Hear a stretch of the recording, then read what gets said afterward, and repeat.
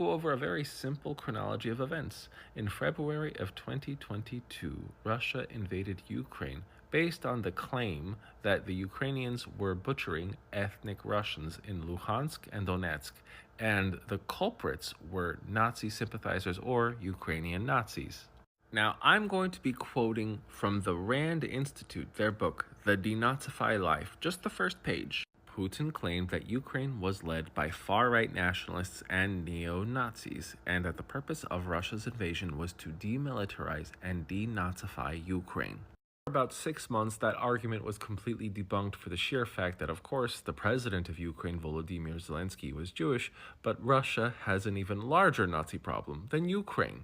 So then Putin and his sympathizers began using the argument of the encroachment of NATO, because according to Russia and the other propagandists, the United States violated its promise to never have NATO expand 1 inch eastward after the fall of the Berlin Wall and the reunification of Germany. Now, the origin of this violated promise comes from the Secretary of the State at the time, James Baker, who worked under George Bush, when he promised Gorbachev that under a reunified Germany, NATO would not expand 1 inch eastward, as you could see in the paragraph I show. Now, I have read every communication and transcript between the United States government and the former USSR during this time period of the reunification of Germany and the question of whether or not NATO expands. And nowhere in any of these communications between the United States and the USSR at that time did anyone promise that NATO would never expand eastward.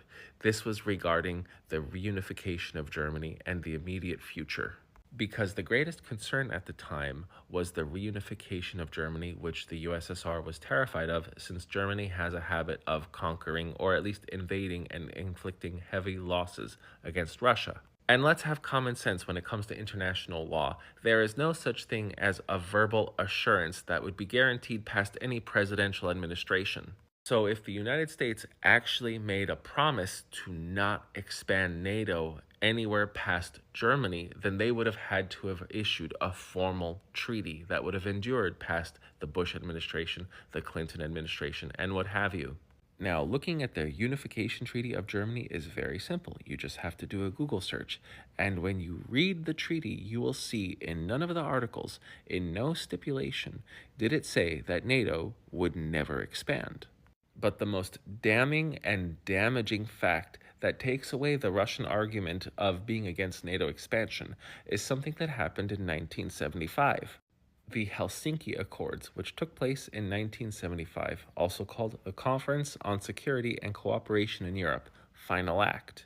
Now, you have to pay attention to the wording of this paragraph on the 7th page of this act regarding the participating nations, which includes every nation in Europe along with the USSR, which includes Ukraine. Regarding the participating nations, please read with me.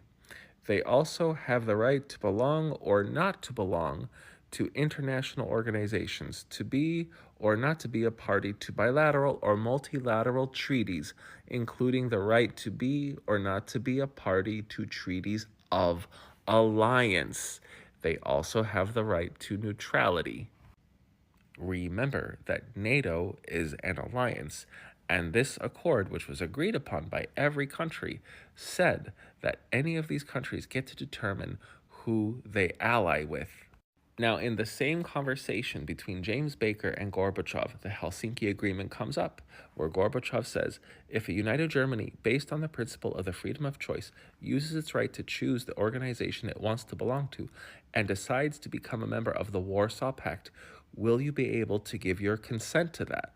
And then Baker says, we will say that in our opinion it is the wrong decision from the point of view of future stability. However, we will uphold the Helsinki principles. And Gorbachev was satisfied with that. And the Helsinki Agreement still holds true to this day, which Russia is in complete violation of.